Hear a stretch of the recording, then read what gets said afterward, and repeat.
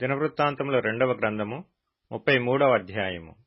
మనష్షే ఏలనారంభించినప్పుడు 12 వాడై యెరూషలేములో 55 సంవత్సరములు ఏలెను. ఇతడు ఇశ్రాయేలీల ఎదుట నుండి యెహోవా వెళ్లగొట్టిన అన్యజనులు చేసిన హేయక్రియలను అనుసరించి యెహోవా దృష్టికి చెడు నడత నడిచెను.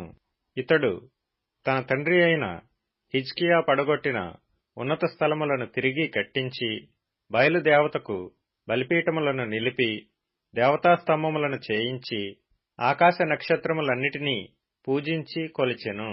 మరియు నా నామము ఎన్నటెన్నటికీ ఉండునని యెరూషలేమునందు ఏ స్థలమును గూర్చి యెహోవా సెలవిచ్చెనో అక్కడనున్న యెహోవా మందిరమందు అతడు బలిపీఠములను కట్టించెను. మరియు యెహోవా మందిరపు 2 ఆవరణములలో అతడు ఆకాశ నక్షత్ర సమూహమునకు బలిపీఠములను కట్టించెను. బెన్ హిన్నోము లోయయందు అతడు తన కుమారులను అగ్నిలో గుండా దాటించి, ముహూర్తములను విచారించుచు, మంత్రములను చిల్లంగితనమును వాడుక చేయు కర్ణపిశాచములతోనూ సోదెగాండ్రతోనూ సాంగత్యము చేయుచు, యెహోవా దృష్టికి బహుగా చెడునడత నడుచుచు ఆయనకు కోపము పుట్టించెను. ఇశ్రాయేలీల గోత్రస్థానములన్నిటిలో నేను కోరుకొనిన యెరూషలేమునందు నా నామము నిత్యము ఉంచెదను. నేను మోషే ద్వారా నియమించిన కట్టడలను, విధులను, ధర్మశాస్త్రము అంతటినీ అనుసరించి నడుచుకొనుటకై వారు జాగ్రత్త పడిన ఎడల, మీ పితరులకు నేను ఖాయపరిచిన దేశము నుండి ఇశ్రాయేలీలను నేను ఇక తొలగింపనని దావీదుతోనూ అతని కుమారుడైన సొలొమోనుతోనూ దేవుడు సెలవిచ్చిన మాటను లక్ష్యపెట్టక, ఆ మందిరమునందు మనష్షే తాను చేయించిన చెక్కుడు విగ్రహమును నిలిపెను.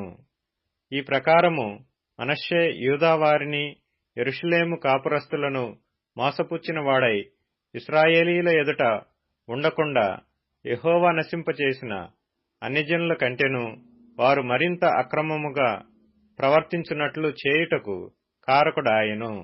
యెహోవా మనష్షేకును అతని జనులకును వర్తమానములు పంపినను వారు చెవియొగ్గకపోయిరి. కాబట్టి యెహోవా అష్షూరు రాజు యొక్క సైన్యాధిపతులను వారి మీదికి రప్పించెను. మనష్షే తప్పించుకొని పోకుండా వారు అతన్ని పట్టుకొని గొలుసులతో బంధించి అతనిని బబులోనునకు తీసుకొని పోయిరి.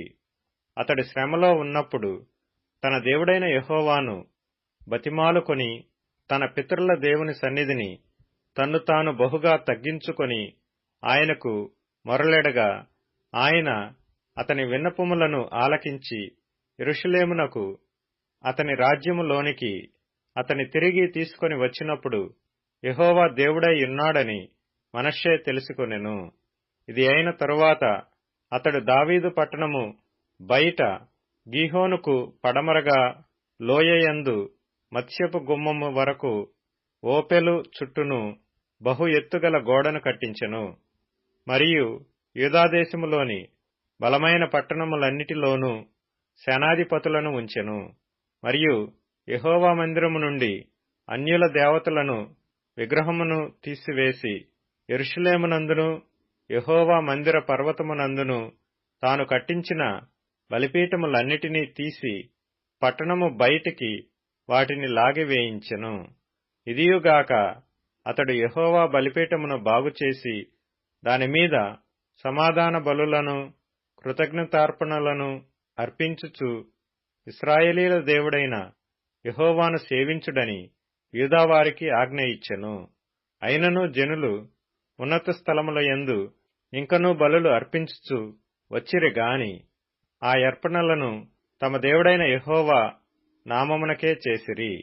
మనష్షే చేసిన ఇతర కార్యములను గూర్చియు, అతడు దేవునికి పెట్టిన మొరలను గూర్చియు, ఇశ్రాయేలీల దేవుడైన యెహోవా పేరట అతనితో పలికిన దీర్ఘదర్శులు చెప్పిన మాటలను గూర్చియు ఇశ్రాయేలు రాజుల గ్రంథమందు వ్రాయబడి ఉన్నది. అతడు చేసిన ప్రార్థనను గూర్చియు, అతని మనవి వినబడుటను గూర్చియు, అతడు చేసిన పాపద్రోహములన్నిటినీ గూర్చియు, తాను గుణపడక ముందు ఉన్నత స్థలములను కట్టించి దేవతా స్తంభములను చెక్కిన విగ్రహములను అతడ నిలుపుటను గూర్చియు దీర్ఘదర్శులు రచించిన గ్రంథములలో వ్రాయబడి ఉన్నది. మనష్షే తన పితరులతో కూడా నిద్రించి తన నగరునందు పాతిపెట్టబడెను. అతని కుమారుడైన ఆమోను అతనికి మారుగా రాజాయెను. ఆమోను ఏలనారంభించినప్పుడు 22 వాడై యెరూషలేములో 2 సంవత్సరములు ఏలెను. అతడు తన తండ్రి అయిన మనష్షే నడిచినట్లు యెహోవా దృష్టికి చెడు నడత నడిచెను. తన తండ్రి అయిన మనష్షే చేయించిన చెక్కుడు విగ్రహములన్నిటికీ బలులు అర్పించుచు పూజించుచు తన తండ్రి అయిన మనష్షే గుణపడినట్లు యెహోవా సన్నిధిని పశ్చాత్తప్తుడు కాకను గుణపడకను ఈ ఆమోను అంతకంతకు ఎక్కువ ద్రోహ కార్యములను చేయుచూ వచ్చెను. అతని సేవకులు అతని మీద కుట్ర చేసి అతని నగరునందే అతని చంపగా దేశ జనులు ఆమోను రాజు మీద కుట్ర చేసిన వారినందరినీ హతము చేసి అతని కుమారుడైన యోషీయాను అతని స్థానమందు రాజుగా నియమించిరి.